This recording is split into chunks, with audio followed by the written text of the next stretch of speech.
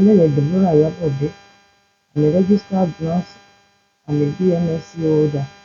The topic now is Curriculum Development and Teaching Methodologies, NSC 406. Teaching and learning process has to move with the rapid development taking place in the world today. Nursing is no exception, since nurses also play multifaceted roles in the care of patients. Nurses act as an advocate, a role model, and health educator, etc.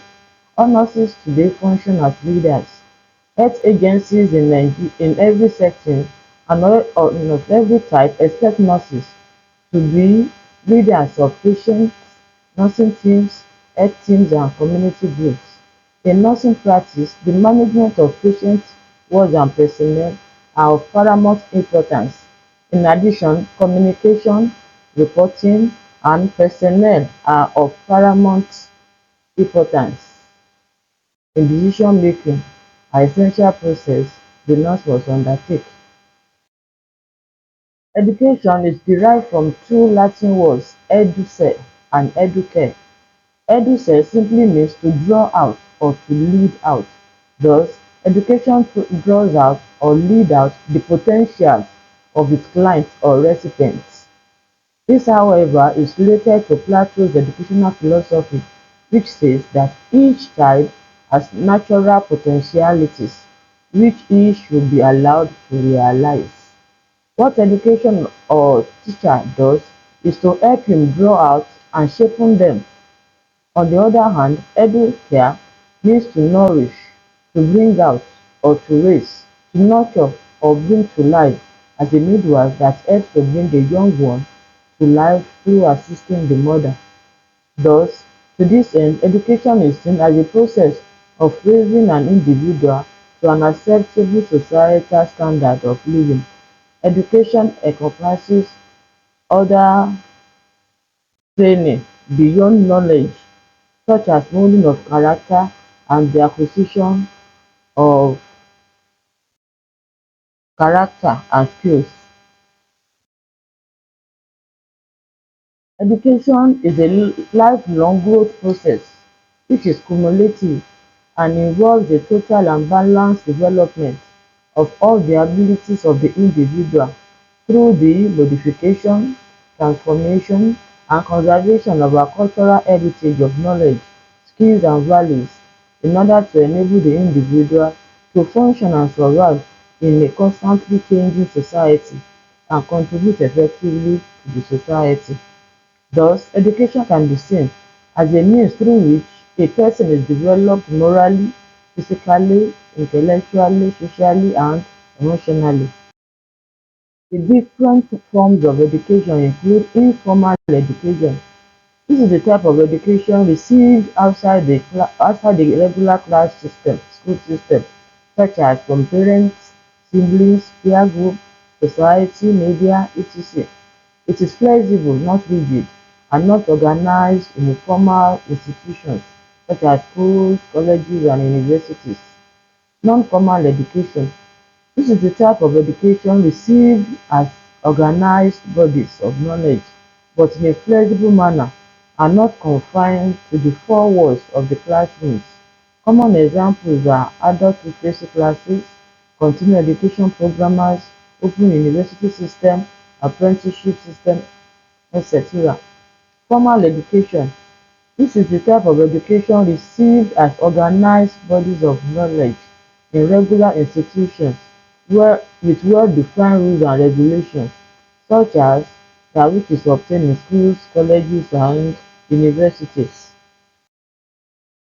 Methods and approaches in teaching. Method is a way of doing things, a means by which goal is achieved. Teaching method refers to the mode of organization of the instructional content and materials, the manner of presentation to the learners, and the activities the learners and teacher carry out. It includes every means by which a teacher does things, expression of his face, and the tone in his voice, etc. Teaching methods can be classified into traditional or modern methods. Traditional methods to teaching stem from the use of means and value system. It is a time-tested approach. The need for efficacy is related with the dynamics of the society, content and structure of education materials available for learning as provided for an alternative approach. Examples of traditional approaches are lecture method.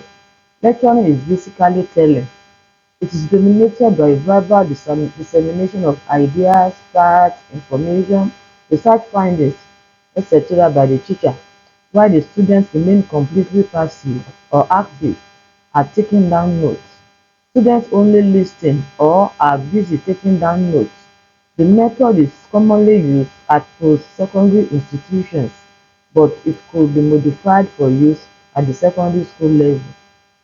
In addition to providing oral information, a teacher using this method could use specimen, humor demonstration, motivation etc. to make the lecture method. The demonstration is one of the most effective means of getting the fundamental skills of a subject within a very short time. This is a teaching method in which the teacher shows a particular procedure to students, combining illustration with explanation. Learning becomes meaningful when it appeals to all human senses. These are sight, hearing, feeling and smelling.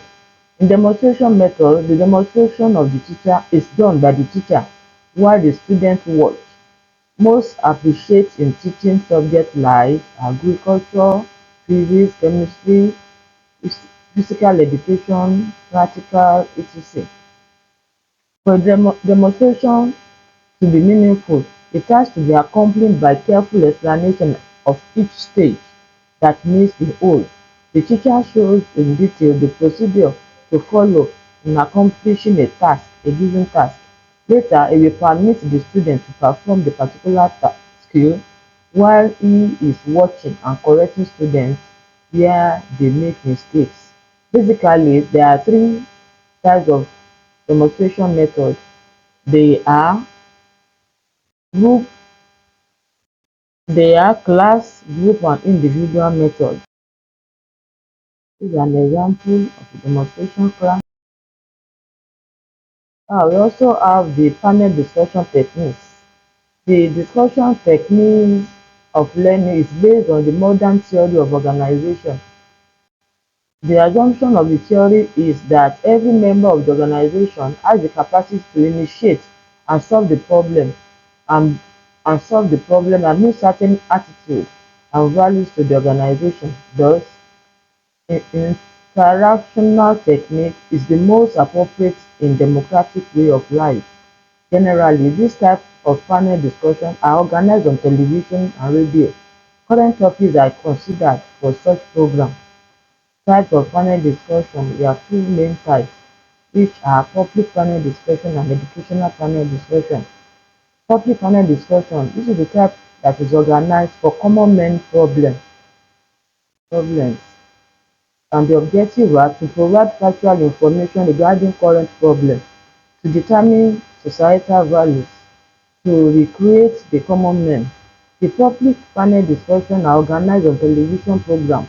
Current problems issues like unemployment problem, annual budgets, increase in price of things, etc. are being discussed. Educational panel discussion used in educational institutions to provide virtual and conceptual knowledge and clarification of certain theories and principles.